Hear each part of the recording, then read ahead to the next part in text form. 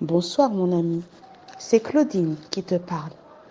J'espère que ta journée s'est bien passée et que tu as pu saisir toutes les nouvelles occasions que Dieu t'a offertes pour vivre une vie digne de lui, capable de résister au péché et d'accomplir toute bonne œuvre qu'il avait préparée d'avance pour toi.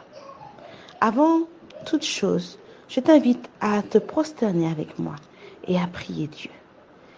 Notre Père qui est dans les cieux, nous voici réunis devant toi afin de pouvoir plonger nos regards dans ta parole de vie. Nous voulons l'étudier, nous voulons la comprendre. Tu as des choses en réserve pour nous, tu as des choses à nous enseigner, tu as des choses à nous dire pour aujourd'hui. Permets-nous de comprendre cela et de le mettre en pratique chaque jour dans notre vie. Au nom de Jésus. Amen. Le texte de ce soir se trouve dans Jonas au chapitre 3, le verset 3.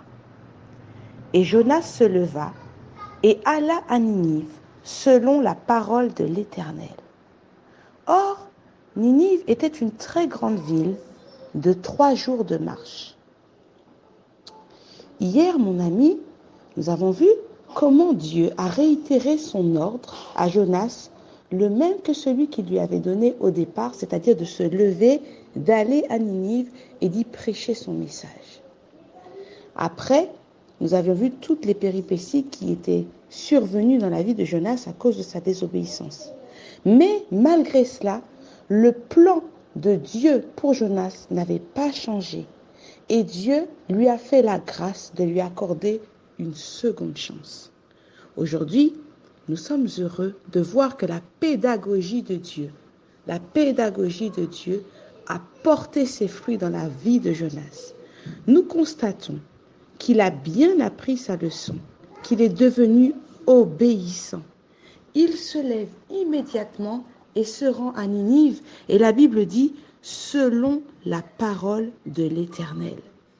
Mon ami, j'aimerais que lorsque les anges notent les événements de notre vie, ils puissent noter « Claudine s'est levée, s'est rendue à tel endroit, a fait telle chose selon la parole de l'Éternel » et qu'il en soit de même pour ta vie. La Bible prend le temps de nous préciser qu'il s'agit d'une très grande ville pour cette époque. Ninive représente 3 journées de marche. Ce qui signifie que pendant 3 journées entières, Jonas devra marcher, passer dans les rues à la recherche de ses auditeurs pour leur proclamer le message transmis par Dieu. Jonas est ici un précurseur du Messie. Que nous dit la Bible dans Marc 1 au verset 14 sur Jésus? Écoute bien ceci. Après que Jean eut été livré, Jésus alla dans la Galilée prêchant l'évangile de Dieu. Tu vois, tout comme Jonas, Jésus parcourait les routes. Ici, il s'agissait des routes de la Palestine en proclamant un message. De quel message s'agissait-il? Le verset 15 nous éclaire dessus. Il disait « Le temps est accompli et le royaume de Dieu est proche. Repentez-vous et croyez à la bonne nouvelle. » Voilà le message de Jésus pour cette époque. Le ministère de Jésus était de prêcher ce message à tout le monde, aux Juifs comme aux non-Juifs, que ce message se répande. Donc si je récapitule, Jonas avait un message adapté aux gens de Ninive à son époque. Jésus lui-même avait un message à proclamer au monde il y a 2000 ans. De même, Dieu a un message pour notre époque, pour nous qui sommes parvenus à la fin des temps. Que nous dit la Bible dans Matthieu 24, verset 14 ? Cette bonne nouvelle du royaume sera prêchée dans le monde entier, alors viendra la fin. C'est le plan de Dieu que sa parole soit prêchée aujourd'hui par tous les canaux possibles. Alors tu te demandes peut-être, mais quel est ce message qui est adapté à notre époque et que Dieu a pour moi? Jean-Claude nous en a déjà touché quelques mots. Tu peux le trouver notamment dans Apocalypse 14, les versets 6 à 13. Note bien ces versets, mon ami, pour les relire à tête reposée. Apocalypse 14, versets 6 à 13. Je vis un autre ange qui volait par le milieu du ciel, ayant un évangile éternel, pour l'annoncer aux habitants de la terre, à toute nation, à toute tribu, à toute langue et à tout peuple. Il disait d'une voix forte, « Craignez Dieu et donnez-lui gloire, car l'heure de son jugement est venue.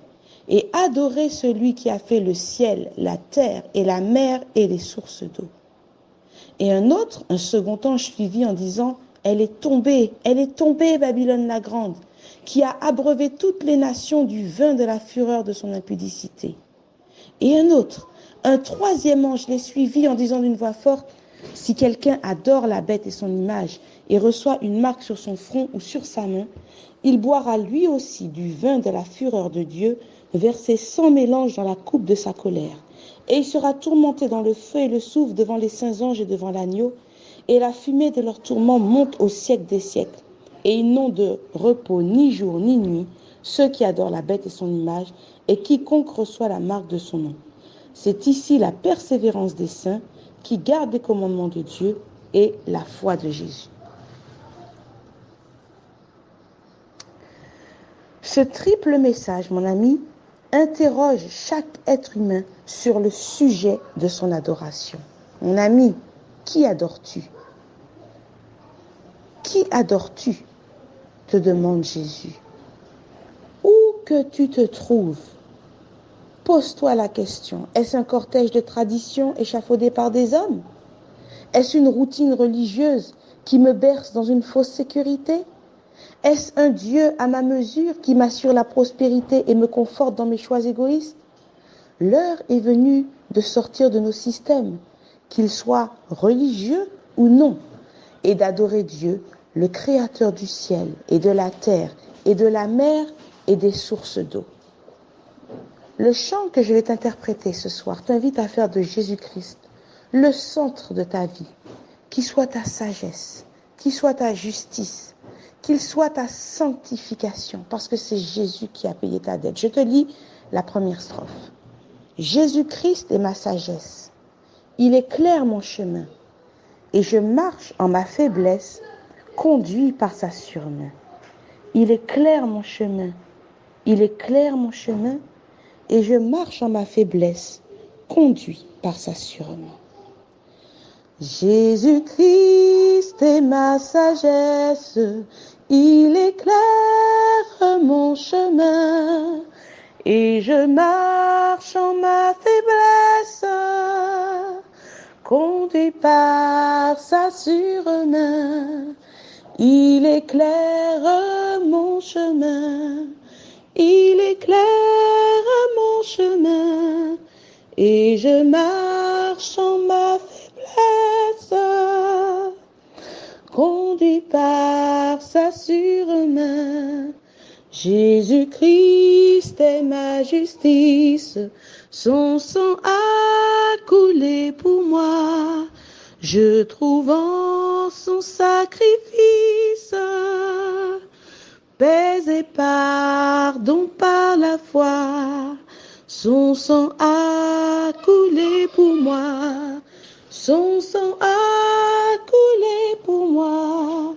Je trouve en son sacrifice paix et pardon par la foi. Jésus-Christ me sanctifie, au divin s'est attaché. Je reçois de lui la vie qui m'a franchi du péché. À toi Jésus attaché, à toi Jésus attaché, je reçois de lui la vie qui m'a franchi du péché. Jésus en payant ma dette, à grand prix m'a racheté. Et déjà ma place est prête vers lui pour l'éternité. Jésus, tu m'as racheté. Jésus, tu m'as racheté. Et déjà ma place est prête vers toi pour l'éternité. Aujourd'hui, mon ami, si tu entends la voix de ton Sauveur, écoute-la, n'endurcis pas ton cœur. Que Dieu te bénisse. Bonne soirée.